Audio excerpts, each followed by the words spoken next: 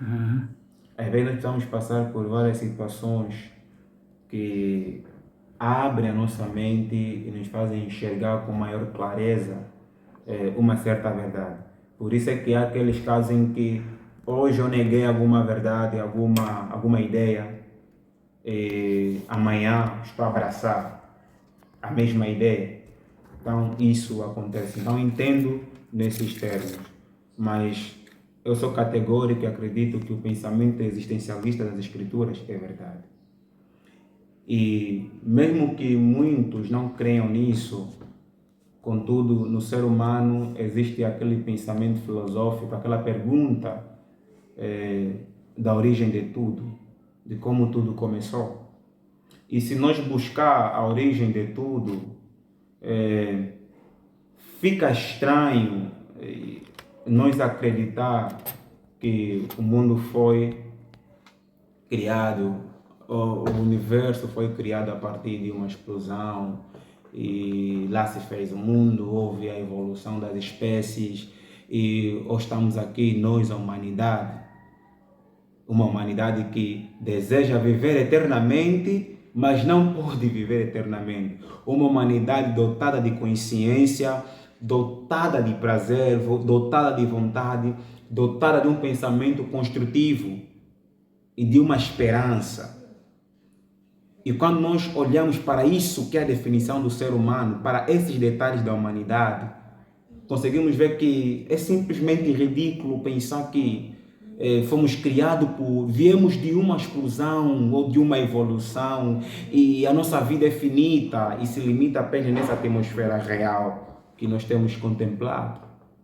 Mas eu me recuso a crer nisso, porque todo homem, mas necessariamente todo homem, deseja ter uma vida eterna. E claro que nós não conseguimos nessa atmosfera. E isso me remonta a acreditar numa vida após essa. Até porque aquele que não crê numa vida após essa não consegue comprovar, porque nunca morreu para poder experimentar, até fazer uma experiência, um experimento, se de facto a vida após a morte é real ou não. Então se torna um mistério.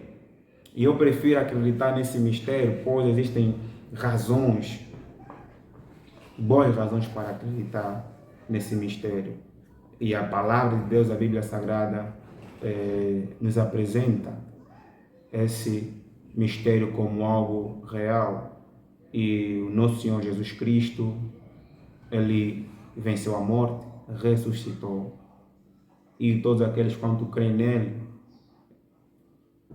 de certa forma, também ressuscitarão, vencerão a morte e terão a vida eterna. Então eu te convido a creres numa vida após essa. E só que há uma implicação quando você crê numa vida após essa. A implicação é, crendo numa vida após essa, necessariamente você estará crendo num Deus. Porque nós somos seres humanos e todo mundo numa vida após morte, de certa forma, tem que haver um regente. Assim como no nosso mundo físico existem regentes, acredito também que no mundo espiritual, no mundo imaterial, também existe um regente. Nós aqui temos os presidentes, governadores, os pais de famílias, qualquer autoridade social ou de uma nação ou de um povo, de uma sociedade.